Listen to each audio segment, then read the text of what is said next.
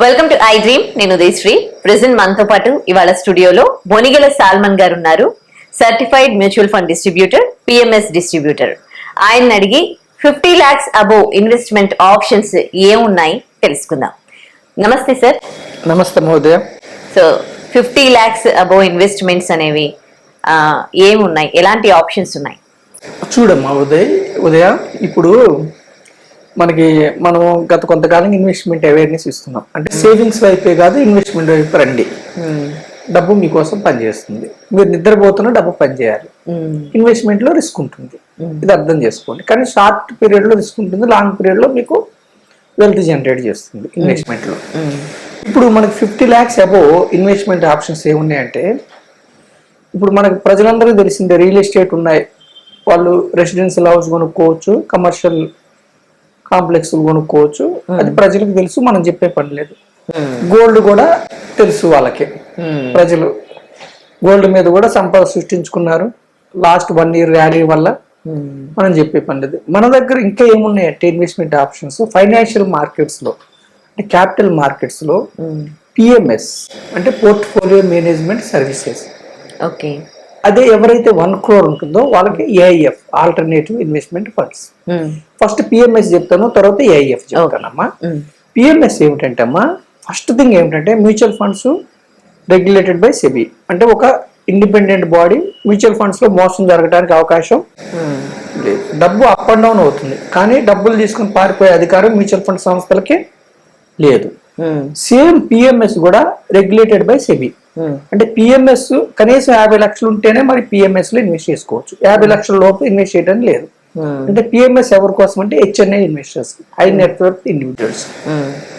PMS లో మీరు పెట్టిన పిఎంఎస్ డబ్బులు తీసుకొని పారిపోవడానికి పిఎంఎస్ ఏఎంసీలకి, అంటే అసెట్ మేనేజ్మెంట్ కంపెనీలకి అధికారం లేదు. అంటే మీ పిఎంఎస్ మీరు పెట్టింది సురక్షితం క్యాపిటల్ పాయింట్ ఆఫ్ వ్యూలో, అంటే సెబీ అండర్లో ఉంటుంది. మరి ఏమవుతుంది, పిఎంఎస్ లో డబ్బు అప్ అండ్ డౌన్ అవుతుంది, రిస్క్ ఉంటుంది, హై రిస్క్ ఉంటుంది. అయితే పిఎంఎస్ లో ఈక్విటీ, పిఎంఎస్ లో హై రిస్క్ ఉంటుంది. ఈక్విటీ అంటే కంపెనీస్ లో ఓనర్షిప్ ఆర్ స్టాక్స్ లో పెట్టే పిఎంఎస్ లో హై రిస్క్ ఉంటుంది. There is a chance of high returns also. ఇంక ఇవి కాకుండా ఇంకా 4-5 రకాల పిఎంఎస్లు ఉన్నాయి. ఫిక్స్డ్ ఇన్కమ్ పిఎంఎస్ అంటే ఇప్పుడు మీరు ఎఫ్డీలో పెట్టారనుకోండమ్మా డబ్బు, గ్యారంటీ వడ్డీ. అవును. అలా ఎఫ్డీలు కాకుండా ఎఫ్డీల కంటే కొంచెం ఎక్కువ వచ్చేలాగా కంపెనీస్ కప్పి ఇవ్వటాన్ని ఏమంటారంటే బాండ్స్ అంటారు.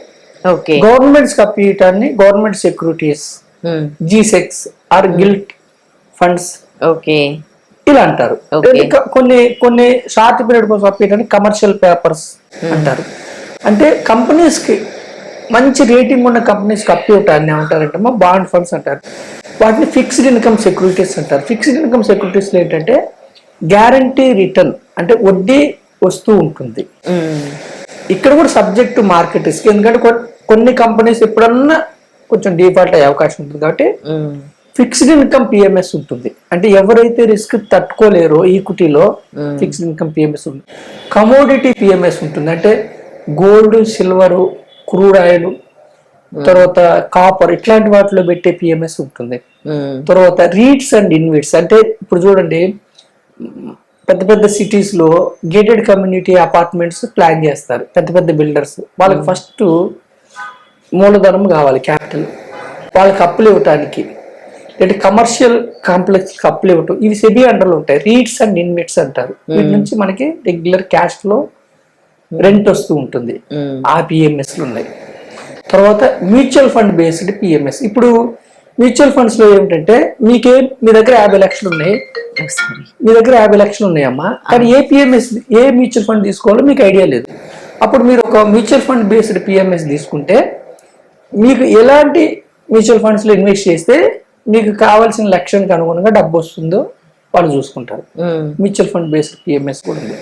So PMS for HNI investors high risk ఉంటుంది, కొంచెం రిస్క్ తక్కువ ఉన్న పిఎంఎస్లు కూడా ఉన్నాయి. ఓకేనమ్మా. సో 50 లక్షలు ఉంటే మీరు పిఎంఎస్ ని పరిశీలించవచ్చు.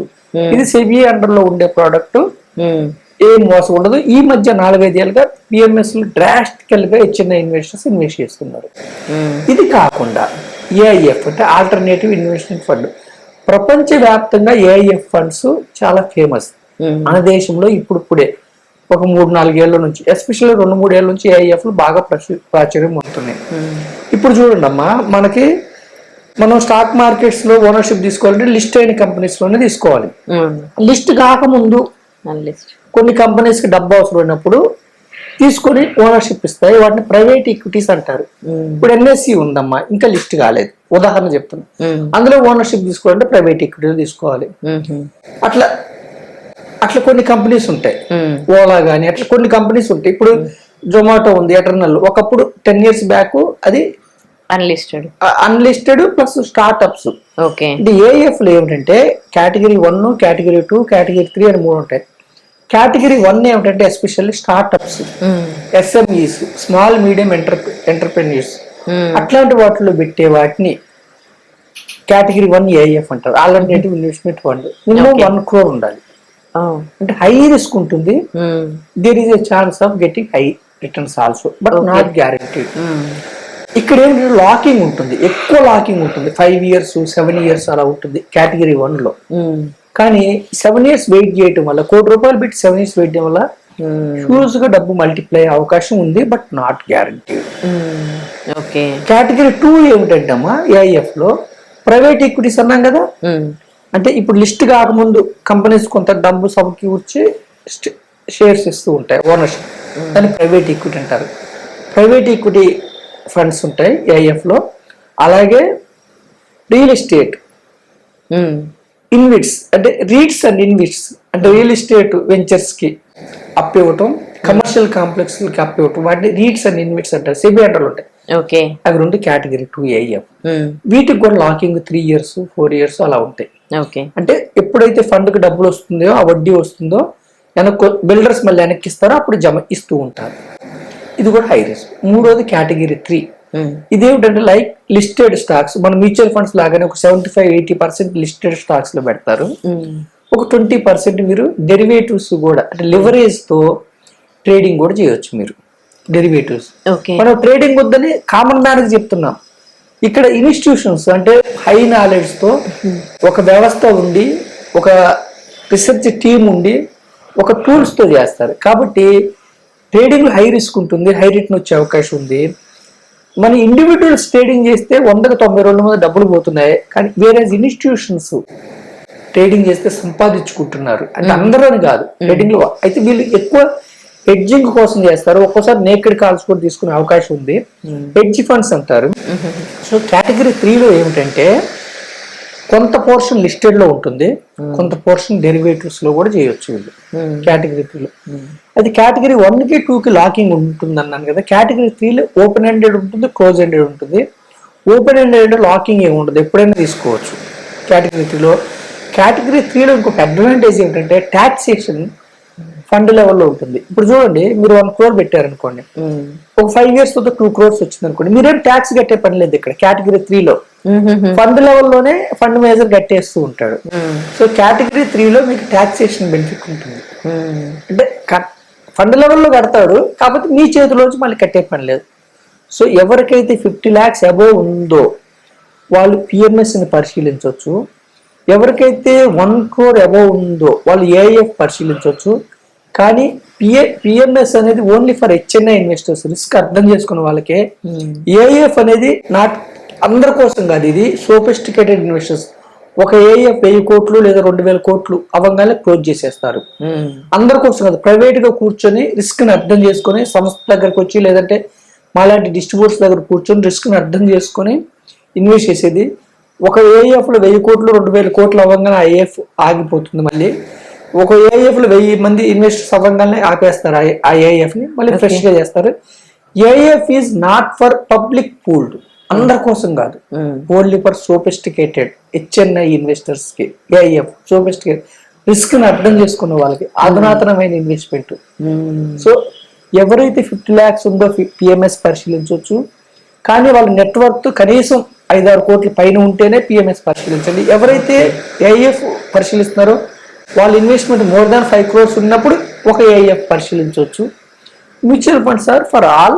ఈ 3 ప్రోడక్ట్స్ కూడా సెబీ అండర్ లో ఉంటాయి, మోసానికి తావులేదు. కానీ రిటర్న్స్ ఆర్ నాట్ గ్యారంటీడ్. ఎంత రిస్క్ తీసుకుంటూ ఉంటే అంత రెవెన్యూస్ మీకు పెరుగుతూ ఉంటాయి.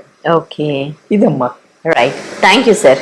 థ్యాంక్ యూ అమ్మా. And for more videos, Please subscribe to iDream. Please subscribe to iDream. Please subscribe iDream. And please subscribe to iDream. For more videos, subscribe to iDream. please like, share and subscribe to the channel. Congratulations, iDream. Subscribe to iDream. Subscribe to iDream. So subscribe to iDream Media. iDream ki iDream team అందరికి huge congratulations. Please subscribe iDream Media. Please subscribe to iDream. Subscribe iDream. Please subscribe to iDream. iDream అంటే నా కళల channel subscribe చేసుకున్న నోరు తిరుగుతలేదు, మీరైతే గంట గుర్తు కొట్టండి. For more such videos, please subscribe to iDream. Subscribe to iDream. Please subscribe to iDream. Please subscribe iDream Media. Please do subscribe to iDream. Please subscribe to iDream Media. For best entertainment and information, please subscribe iDream. And don't forget to subscribe to iDream.